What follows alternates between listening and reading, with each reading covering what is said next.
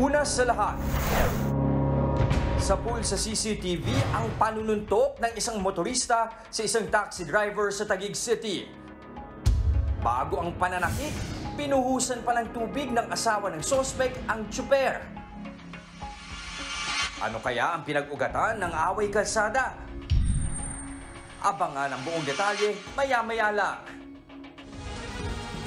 Magandang hapon, Pilipinas. Narito na ang malalaking balita sa Frontline. Bahagik sa itim na Nazareno, magsisimula na ngayong gabi. Sitwasyon sa Quirino Grandstand, sisilipin natin live. Retiradong pulis na magsisimba sana sa Quiapo, nahulihan ng mga bala at balisong. Lalaking nang aabuso raw ng misis, nahulihan ng samut-saring arma sa San Juan. Mag-asawa sa Amerika, nawala ng aabot sa 200,000 pesos at ang salarin ang kanilang fur baby. Dito nung Itbulaga, ginamit na muli ng TVJ matapos nilang maipanalo ang trademark case. At sa ating happy weekend, dadayuhin natin ang isang trending na kainan sa Binyan, Laguna na para kang nasa mga higanteng bula.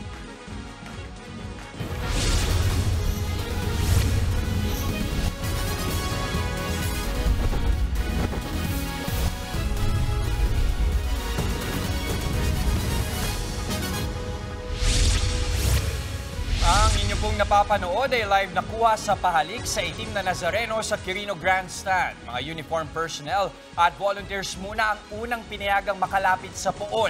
Mamayang alas 7 ng gabi naman, sisimulan ang pahalik para sa publiko. Ihahatid namin ang update tungkol dyan maya-maya lang. Sa ibang balita, pinagsusuntok at binuhusan ng tubig. Yan ang sinapit ng isang taxi driver sa kamay ng mga nakaalitan niyang motorista. Ang pinag-ugatan ng away, git-gitan sa daan. Nasa frontline ng balitang yan si Ian Suyu. Sa kuha ng CCTV, makikita ang isang taxi na nakahinto sa harap ng isang establishmento sa Taguig kahapon. Nilapitan ng ilang individual ang driver na nasa loob ng taxi. May kasama pa silang gwardya. Isang babae, binuhusan ng tubig ang driver. Lalabas sana ng taxi ang driver, pero sinuntok siya ng lalaking kasama ng babae. Dito na inawat ng mga security guard ang lalaki. Nagtamo ng black eye ang 53 taong gulang na taxi driver na si Celso de los Santos. Kuwento ng biktima, hindi raw niya sinasadyang makat ang sasakyan ng suspect bago mapadaan sa isang mall. Pagtigil niya, bigla na lang daw siyang nilapitan ng suspect at asawa nito. Akala niya po, nakinat ko siya, sinalbay ko siya. Sinundan niya po pala ako. Maya-maya po, nakakita ko na lumikita sa kanyang Fortuner. Tapos, binaba niya yung bintana niya, tapos kinumpronta niya ako. Akalain ko po na tapos na yung usapan. Ito pong asawa niyang babae. Akala ko tapos na. Binuhusan po ako ng mineral water na malakas sa mukha. Na, ito naman pong lalaki, lumingon na akala niya, papatulan ko yung asawa niya. Inupakan agad ako sa mukha. Ayon sa Taguig City PNP, isang immigration officer ang nanakit sa taxi driver. Parang makukonsider mong road rage related din kasi nagsimula ito dahil sa accordingly gipitan sa kalye. Hindi lang nagbigayan. Agad namang inaresto ng mga otoridad ang 42 taong gulang na suspect. Nasa kustodiya siya ng Taguig Police. Sinubukang kunan ng News 5 ng pahayag ang suspect, ngunit tumanggi itong magsalita. Nakatakdang ma-inquest ang suspect ngayong araw at posibleng maharap sa reklamong physical injury. Paulit-ulit naman na payo ng pulisya sa mga motorista. Habaan po natin yung pasensya natin. Lalo na po ngayon na balik na naman po yung natin sa traffic. At talaga hong kailangan mahabang pasensya para hindi po nagkakameron ng gantong insidente. Nagbabalita mula sa frontline, Ian Suyu, News 5.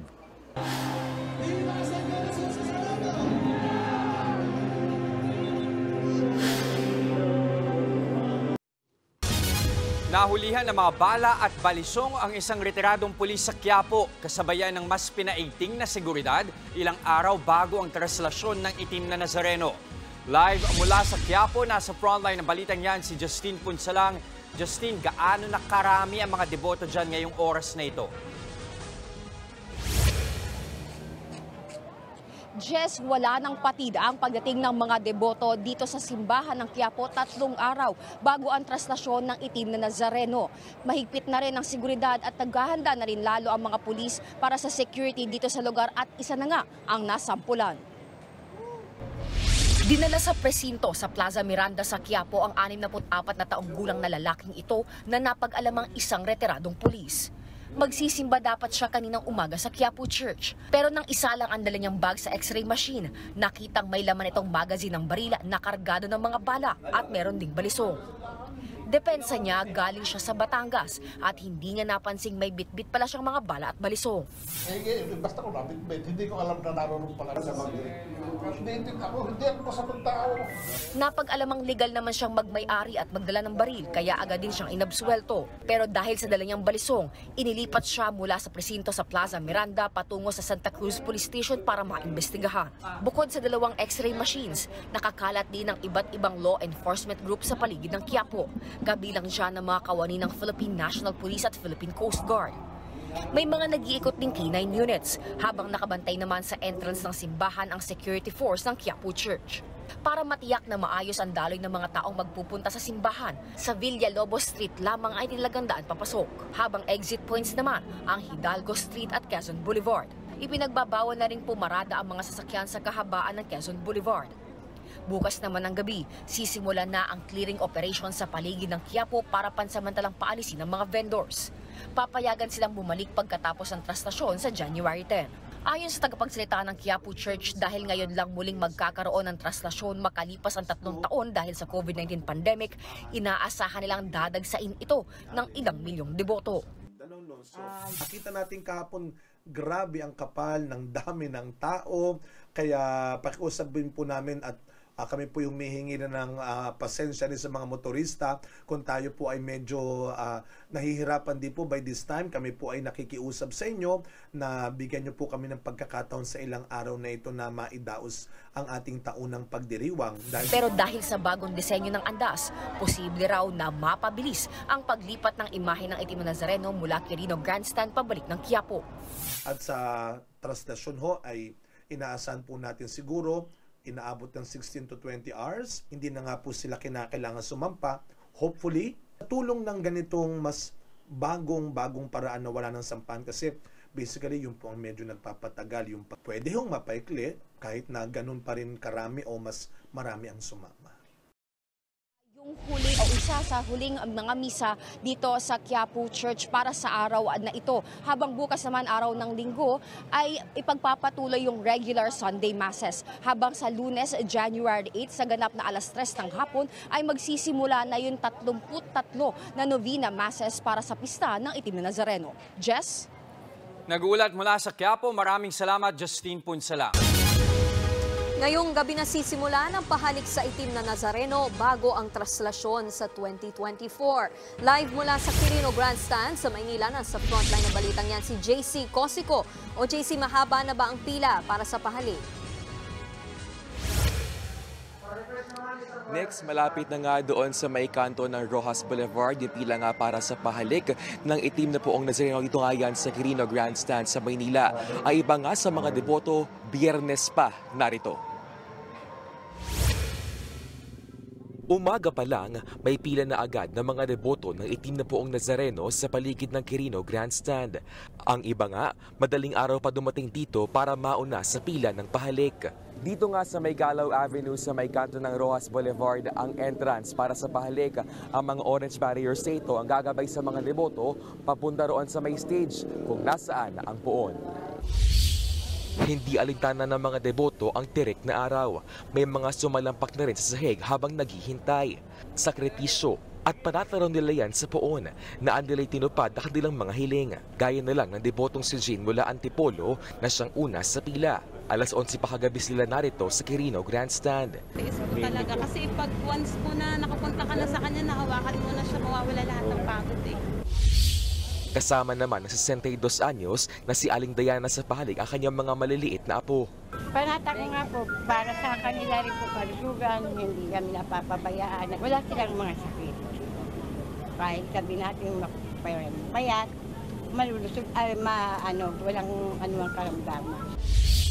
Ready na rin ang mga ihos del Nazareno at mga babaeng volunteer na magmamando sa mga debotong gustong makalapit sa poon. Kabilang dyan si Jane na na-assign mismo sa altar. Panata na raw niya magserbisyo sa pista ng Nazareno. Pinagpapasalamat daw niya sa poon ang mahabang buhay ng kanyang lola. Last year, 2023, humiling ako ng isa pang taon para sa lola. Yun. Kasi 2022 kasi parang ano na siya bibigay na siya ng July 2022. Umabot siya ng 9 years. Dininig naman ng Nazareno. Isang taon pa para makasama siya. Paalala lang po mga kapatid, hindi pa rin pwede literal na halikan ng poon, lalo't nariyan pa rin ang banta ng COVID-19. Pwede lang itong punasan gamit ang mga bimpo o panyo. Yung panyo po na ipapahid dun sa imahen, dahil sa kanya na naman po yun, personal, yun ang maaari nilang halikan. Hindi lang COVID, kundi ito'y season na marami nagkakasakit. Libo-libong deboto ang inaasahang pipila sa pahalik, kaya may first aid station MMDA para sa mga mangangailangan ng atensyong medikal. Daang-daang tauhan din ang ipapakalat nila para magmando sa daloy ng trapiko, lalo't maraming kalsada sa Maynila ang isasara simula alas 9 ng gabi ng January 8 para sa mismong traslasyon. Tingnan na lang po nila sa ating mga Facebook pages para po malaman nila kung saan sila pwedeng dumaan, saan sila pwedeng mag-park. Dahil po yung mga karsada po around dito sa Quirino Grandstand ay isasara na po talaga at tao na lamang po ang papayagan pumasok. Magtatagal ang pahalik sa Quirino Grandstand hanggang sa Lunes. Paalala ng pamunuan ng Quiapo Church sa mga deboto. Hindi po ito ilang oras kundi ilang araw, kaya hindi natin kailangan pong mag-unahan, magtulakan, no? Panatilihin po natin ang kaayusan ng pila. Next, nagkaroon nga ng the send-off para nga doon sa mga uniform personnel kanina para nga yan sa Traslasyon 2024. Sa ngayon nga, yung pinapayagan lamang makapila nga para sa pahalik ay yung mga volunteers. Ngayon ng mga 6 p.m. ay merong misa para sa mga volunteers bago nga buksan sa public by 7 p.m. itong pahalik dito sa Quirino Grandstand. Balik sa inyo. Maraming salamat, JC Cosico.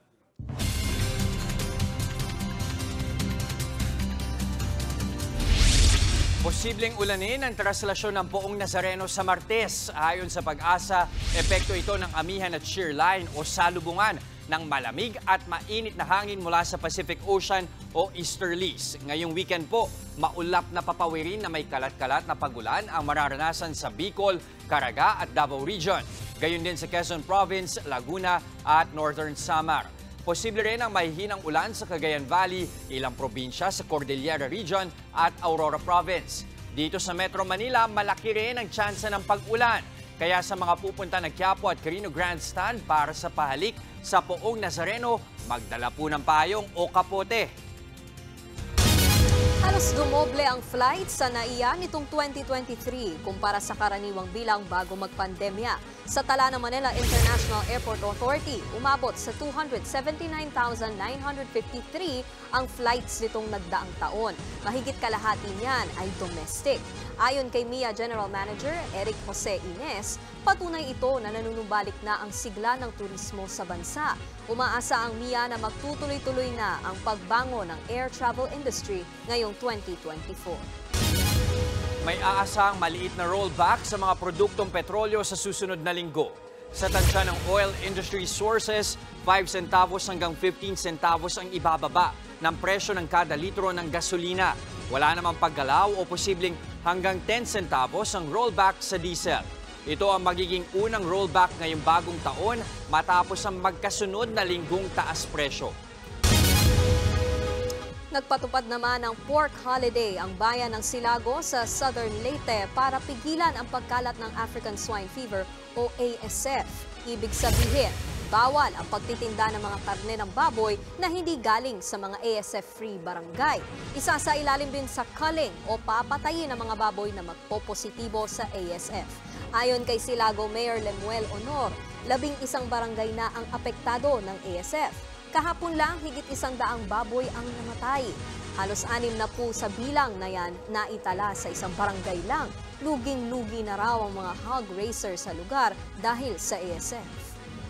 We intensified our checkpoints sa bayan namin kasi we are the boundary between the province of Leyte and Southern Leyte. Kami yung dinadaanan ngayon sa papuntang Mindanao to Luzon. After 20 days na wala ng sakit, eventually we're hoping na siguro baka sana wala nang may report ngayon. Right after that, mga 40 days from the last kinakal, pwede na tayong bumalik sa dati. Susunod, lalaki sa San Juan, parang sasabak sa gyera sa dami ng nakumpiska sa kanyang mga baril, bala at granada. Field Hospital nakahanda na sa Manila para sa deboto ng Nazareno na mangangailangan ng atensyong medikal. Eat Bulaga, naibalik na sa legit Dabarkads. Isa lang ang pwedeng tawaging Eat Bulaga. Lahat ng yan sa pagbabalik ng Frontline Pilipinas Weekend.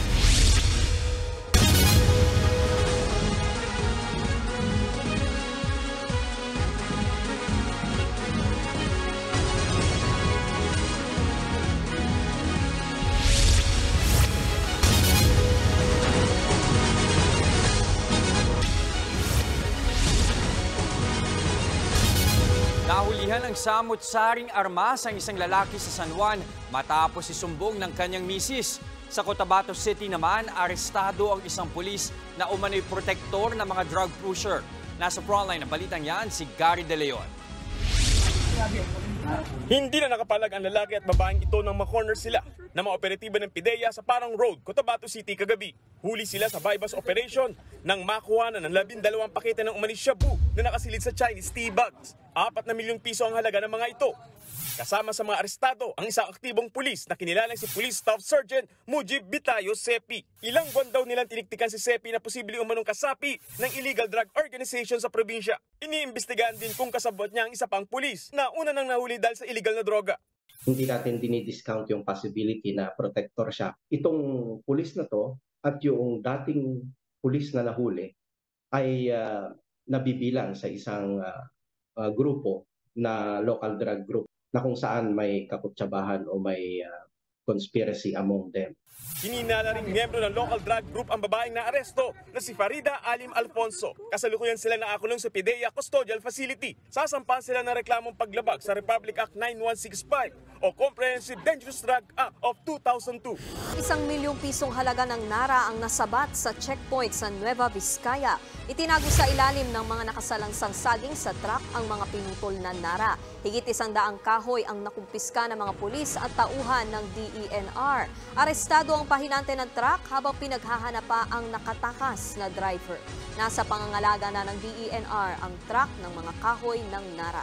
Mahaharap sa kasong paglabag sa Revised Forestry Code ang pahinante, lalo't itinuturing ng endangered ang NARA.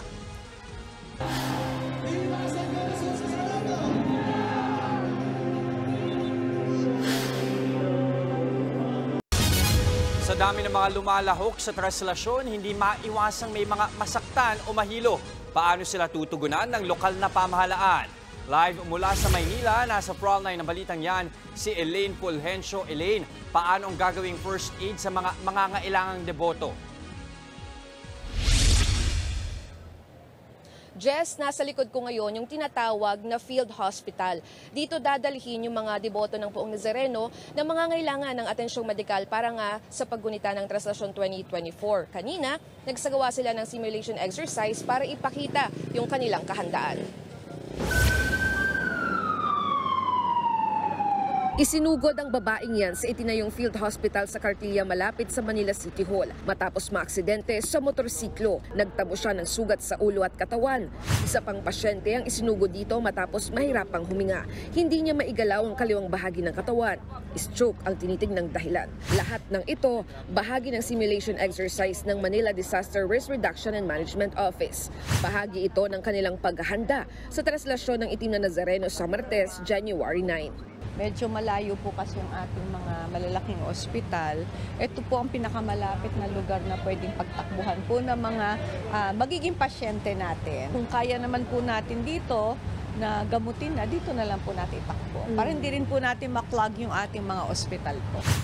Ang itinayong field hospital kayang tumugon sa 30 pasyente ng sabay-sabay. Mayroon ding magsisilbing ICU para sa mga malubha ang lagay at isolation area para sa mga may sintomas ng COVID-19. Pero panawagan pa rin ng mga otoridad. Pwede rin naman po namin pang dagdagan yan, ma-isolate pa rin po namin sila. Pero medyo difficult na po yan pagkadating po dito. Kaya nga po nananawagan kami na sa ating mga kababayan na kung meron ho silang nararamdaman na kakaiba, especially those related to COVID, mga COVID symptoms, wag na ho kayong pumunta. Oo, mag-ano na lang po kayo sa live streaming po ng Quiapo Church. Meron ding incident command post para mag-monitor sa mga debotong kailangan ng iba pang tulong medikal. May mga inilagay ring CCTV monitor para mas mabantayan ang ruta ng prosesyon. Mahigit 12,000 pulis ang ide-deploy para magbantay. Mahigpit na ipinagbabawal sa traslasyon ang pagdadala ng bag, sombrero, water bottle, hoodie jacket, payong at kapote, maging ang mga paputok, mga patalimo anumang armas. Bawal ding sumali sa traslasyon ng mga lasing. Bawal din ang mga illegal vendor. Simula alas 7 ng umaga ng January 8 hanggang January 10, magpapatupad naman ng gun ban at liquor ban sa Maynila. Jess, idideklarang no-fly zone at no-sail zone ang Maynila sa Martes. Maging yung pagpapalipad ng drone, ipagbabawal din po yan. And inaasahan nga na daragsa at aabot ng 2 milyong deboto ang makikiisa o makikilahok sa Translasyon 2024. Yan munang latest mula rito, balik sa inyo. Nag-uulat mula sa Maynila, maraming salamat Elaine Fulgencio. Susunod, mga kabayo sa United Kingdom, sinagip mula sa baha. Sa Amerika naman, si Bantay na hindi binantayan, kinain ang pera ng kanyang mga amo. At netizens nagbunyi sa pagbabalik ng Eat Bulaga sa TVJ. Huwag kayong bibitiw, magbabalik ang Frontline Pilipinas Weekend.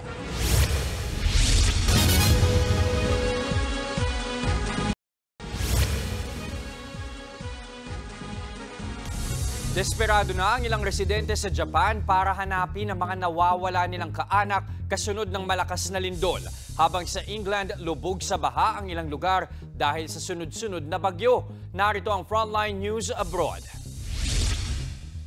Hindi lang mga tao ang nire-rescue ngayon sa malawakang pagbaha sa United Kingdom, pati mga alagang kabayo hindi kinalimutang iligtas. Habang sakay ng rescue boat, inalalay ng mga rescuer ang stranded na kabayong ito papunta sa mas mataas na lugar. Lubog ngayon sa baha ang maraming lugar sa England matapos umapaw ang mga ilog dahil sa sunod-sunod na bagyo. Nasa 1,000 bahay na ang nasira dahil sa matinding baha. Pero may isang bahay sa Worcester, England ang kinabiliban, tuyo at walang kabaha-baha sa bakuran nito dahil yan sa matibay na flood defense barrier o bakod pangontra sa baha. Ayon sa may-ari ng bahay, siya mismo ang nagtayo ng mga bakod. Nadala na raw kasi siya dahil 9 beses nang binaha ang kanyang bahay. This is the second test of the wall. Actually, it's been a very good test in many ways because it's one of the highest floods we've ever had. Isang retired engineer si Nick Lupton. Sa Ishikawa Prefecture sa Japan, desperado na ang ilang residente. Sila na mismo ang naghanap sa mga nawawala nilang kaanak 5 araw matapos ang magnitude 7.6 na lindol. Kahit delikado pa rin dahil sa mga aftershock, binalikan nila ang mga gumuhong gusali. Patuloy ang malawakang rescue operation ng pamahalaan ng Japan kasunod ng mapaminsalang lindol. Higit 200 pa rin kasi ang nawawala. Umakyat naman sa 100 ang bilang ng mga nasawi. Sa gitna ng matinding pinsala, nagbukas ang isang supermarket na ito sa Wajima City na ikinatuwa ng mga residente. Malaking diskwento ang ibinigay ng tindahan sa mga customer. Libo-libo pa rin ang nasa evacuation center at nangangailangan sila ng pagkain, tubig at mga portable toilet. Ayon kay Japanese Prime Minister Fumio Kishida, puspusan na ang pagsasaayos ng mga nasirang kalsada para mapabilis ang paghahatid ng tulong sa mga nilindol. Nagbabalita mula sa Frontline, Brian Basa, News 5. Nagamit na ulit ng TVJ at Legit Dabarkads ang title na Eat Bulaga. Isang araw yan matapos silang katigan ng korte sa kanilang trademark battle. Nasa frontline ng balitang yan, si MJ Marfori.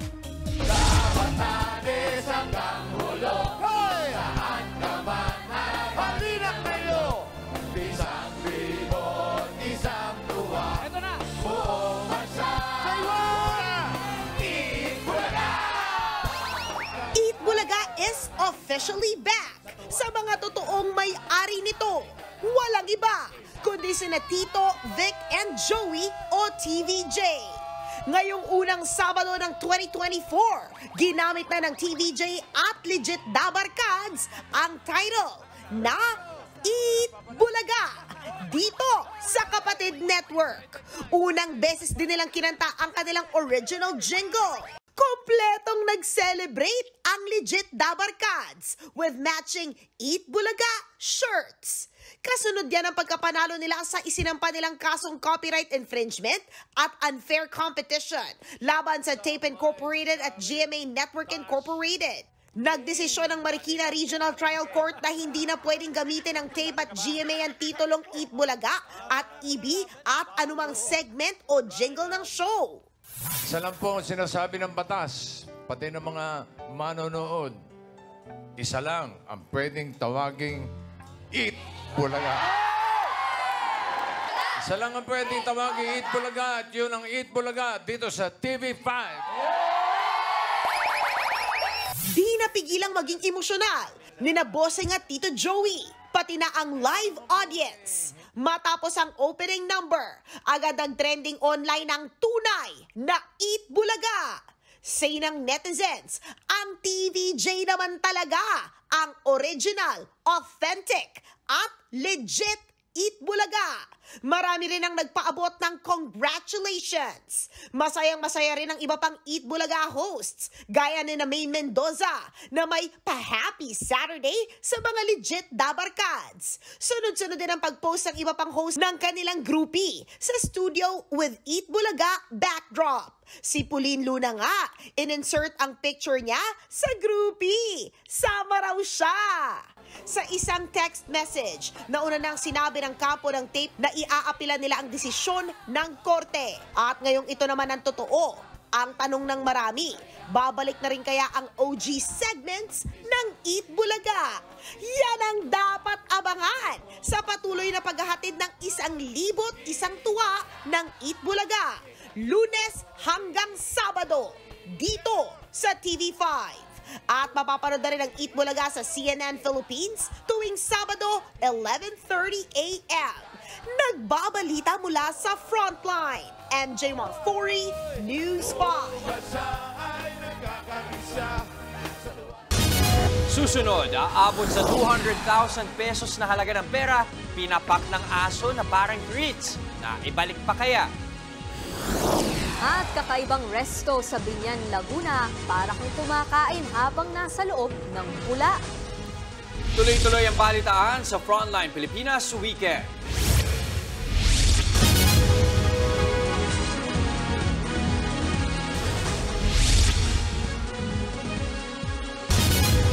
Pinapak ng aso na parang treats ang mga pera ng kanyang mga amo sa Pennsylvania sa Amerika. Na ibalik pa kaya ang mahigit 220,000 pesos na halaga ng dollar bills? Alamin natin sa report ni Laila Pangilinan. Sino nga ba namang hindi manghihinayang kung makita mo na lang na nagkapira-piraso ang pinaghirapan mong pera? Pero paano kung matuklasan mong ang may gawa niyan? Ang fur baby mo pala! Yan ang pambihirang naranasan ng Law family mula Pittsburgh, Pennsylvania sa Amerika. Kinain ng kanilang cute pero pilyong 7-year-old golden doodle na si Cecil ang kanilang cash. Not so good boy, huh? Higit $4,000 o higit 220,000 pesos ang halaga ng perang nasira ni Cecil. Kwento ng fur daddy ni Cecil na si Clayton. Saglit lang nilang iniwan ang mga perang papel sa ibabaw ng isang mesa para maglinis. Pagsilip nila, pinapapak na ni Cecil ang cash na akala niya yata treats niya. And I just saw him basically standing over this just pile of money that had been like eaten and torn apart and shredded, and the envelope was totally gone. So I was just kind of in shock. Hindi naman nila pinagalitan si Cecil at nag-alala pa nga raw sila sa kalusugan ng kanilang fur baby. Pasintabi lang po sa mga kumakain. Makalipas ang ilang oras, isinuka rin daw ni Cecil ang mga nakain niyang pera. May mga sumama rin sa kanyang dumi na matyagang nilinis ng mag-asawa para makuha ang nagkapira-pirasong cash. Pinagtagpi-tagpi nila ito para maibalik sa bangko na pinalitan naman ng mga bagong pera.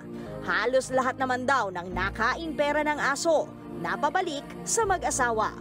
At sa kabila ng ginawa ni Cecil, love na love pa rin daw siya ng kanyang fur parents. He's a sweet dog and just, you know, I guess all dogs kind of have their day, but yeah, never anything like this. Yeah. Nagbabalita mula sa Frontline, Laila Pangilinan, News 5.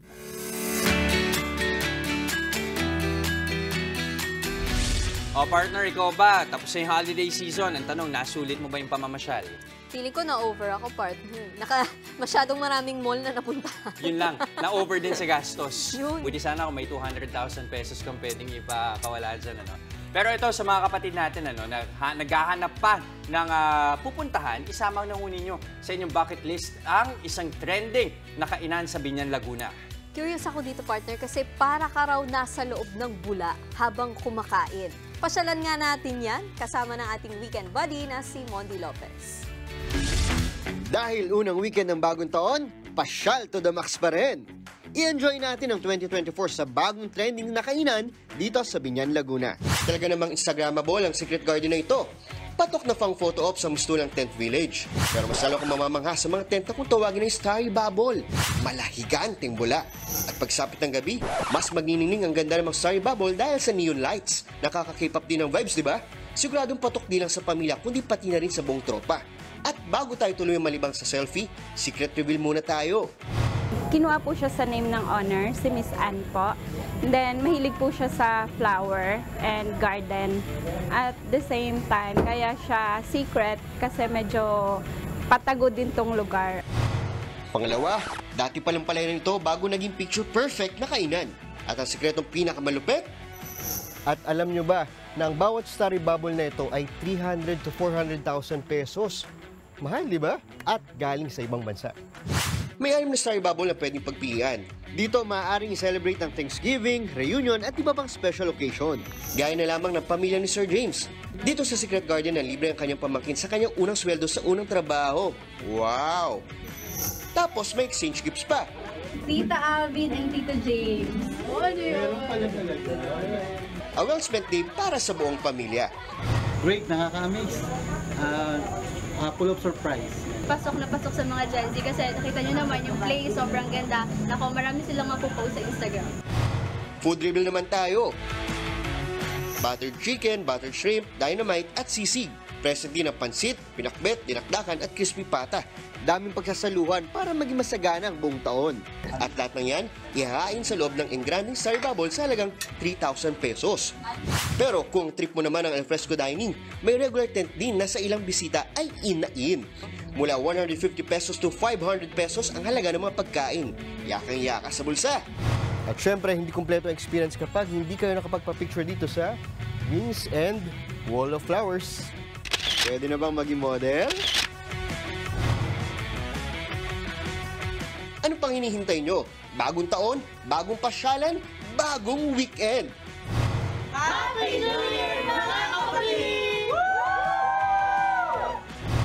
Teka, subo na muna ako. Mondi Lopez, News 5.